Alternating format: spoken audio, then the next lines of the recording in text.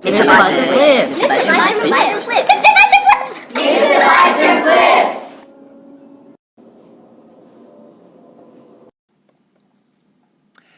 This video aims to explore Act 2, Scene 3 and 4 in one video, because I think Scene 3 is quite short and we can talk about that quite quickly. I will aim to do it in one video, but if this section is called Scene 3 .a, then obviously this there's a B component to it as well, so you'll need to find that video. That means I had to break it up after finalizing it. So essentially Scene 3 is really brief, and it really serves only one, maybe two purposes. It is to position Duke Vincentio inside the prison, so he's now in his role as the father, to kind of get him there so he can start interacting with Claudio and the prisoners. And it also allows Juliet, the poor little girl, to actually speak a bit in the play, where she realizes that, in horror, that Claudio is going to die tomorrow. So really we start down the bottom, looking at with the provost commenting on the fact, showing his respect for Claudio, essentially, where he says that he is a young man who's about to die tomorrow. He's more fit to do another such offense than die for this, so be with another woman rather than having to die for having been with the first one. The other point of note, I guess, is on the next page when the provost leaves and Vincentio and Juliet are alone.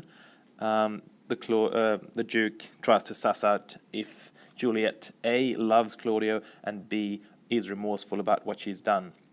So he asks, "Love you that man that wronged you?" Pardon me. And she says, "Yes, I love as I love the woman that wronged him," i.e. herself. So she clearly feels passionate about him. And then the Duke asks, "Was it mutually committed?" "Yes, it was mutual, and therefore he perceives the sin lies more with you, the woman." And Juliet acknowledges that that's the case, and says, "I do confess it and repent it, Father." And then he finally drops the bomb that she wasn't aware of. "Your partner, as I hear, must die tomorrow, and I am going with instruction to him." So he's going to see Claudio, and Juliet is absolutely horrified. "Must die tomorrow? Oh, injurious love that respites me of a life whose very comfort is still a dying horror." And the provost concludes the scene by saying, "'Tis pity for him." And that really is it in terms of Act 2, Scene 3. There's nothing crucial that happens. It's just kind of a plot pusher to get the Duke into the prison and to acknowledge that Juliet is a real person. Moving on to Scene 4. So Scene 4 is I guess, it's a bit of a tense scene. It kind of continues on from Act 2, Scene 2, where Angelo and Isabella were speaking about the whole situation and the pardon. We are continuing on the same side. So the last Scene 2 ended on Angelo doing a soliloquy about Isabella's effect on him and how he was emotionally stirred and aroused by her. And here we get a similar kind of soliloquy starting Scene 4, where he's again talking about her effect on him. And he's sincerely frustrated by this, because he's trying to think and pray, but he can't think about God and pray to God at the same time. "Heaven hath my empty words." This is an important line to remember for next year, just to kind of get a sense of how Shakespeare's plays speak to each other and how Shakespeare borrows from ideas from the different plays. In Hamlet, which we'll study next year, Claudius also attempts to pray and apologize for his deeds, but he's unable to because he wants to retain the things that he's gained through killing his brother. This is similar. Angelo's trying to pray, but he's unable to stop thinking about Isabel, and therefore cannot. So there's a sense of his thoughts anchor on Isabel, so that metaphor signals the deed. And heaven is in my mouth, talking about what I want to do, but my thoughts in my heart, the strong and swelling evil of my conception, which is his passion for her, and his ever-growing passion for her.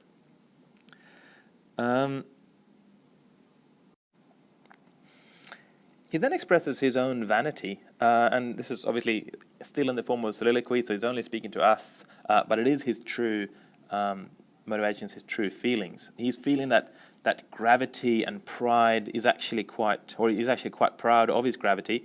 That he takes pride in his place and his form, so he takes pride in the rank that he holds and the ceremony that people show when they speak to him. So he's really enjoying being a leader and a respected leader. And he really enjoys how it wrenches all from fools and tie the wiser souls to him. And it's interesting to compare this to what Isabella said in the previous scene, if you recall, in scene 2, when she talks about the true symbols of reverence and how, a leader might have a crown and a sword and a scepter and all these sort of things, but really honor really comes from being compassionate and forgiving. So I guess the end of this speech really explores the idea of kind of illusion versus reality, or seeming versus being. So he's saying that these, because I'm keeping up the appearance of being someone important, fools I'm wrenching all from the fools, and I'm tying the wiser souls to me, to the fools seeming. So it's not real. What I seem to be is actually not real. And then he expresses his passion, blood, thou art blood. So no matter what, that's what's going to be there, really. And it makes no difference if we write good angel on the horns of the devil. It's still not going to change who he really is. He's always going to be, his crest is always going to be evil. He's always going to be the devil. We then get a brief disruption here as the servant comes in to announce the arrival of Isabella. And Angelo then concludes his soliloquy by talking about, again, where his passion really lies. And he's frustrated by the fact that his blood is mustered to my heart. So all he can think about now is the passion. And he uses two other similes to show how that's inhibiting him in carrying out his normal work. It's just as if the foolish throngs with one that swoons. So where someone faints in the street, everyone kind of crowds in and tries to help, but because they stop the air that he needs to recover. And so that actually is harming, just like the blood rushing to his heart now is stopping him from being rational, which is what he needs to be. And the second simile that he uses in the same to describe the same concept is that the general subjects to a well-wished king flock. So the king's really well liked, and therefore everyone comes and drops whatever they're meant to be doing and comes and just worships the king to show their obsequious fondness. And that, of course, is not helpful for the king either, because that, it's kind of threatening to have everyone crowding, but also the kingdom's not going to function because they're not doing what they should be doing. So that's the second simile to prove the same kind of point.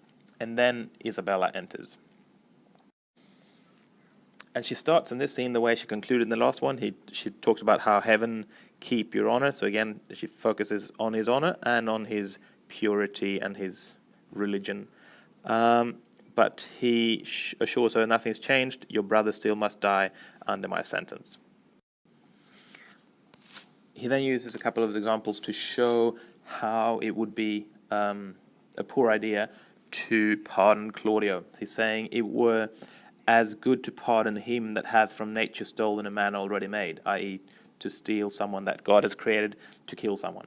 And it would also be as if he was condoning people using metal to make a false heavenly image. So essentially, here they're trying to show, create a holy matrimony, but they haven't gone through the holy aspect of going through the church. Therefore, it's not a true marriage. It's a false one, and we can't have them stamping things with heaven's image. He then takes the big plunge into soliciting Isabella and trying to seduce her. And he does that initially quite kind of softly probing to make sure that he's not caught out.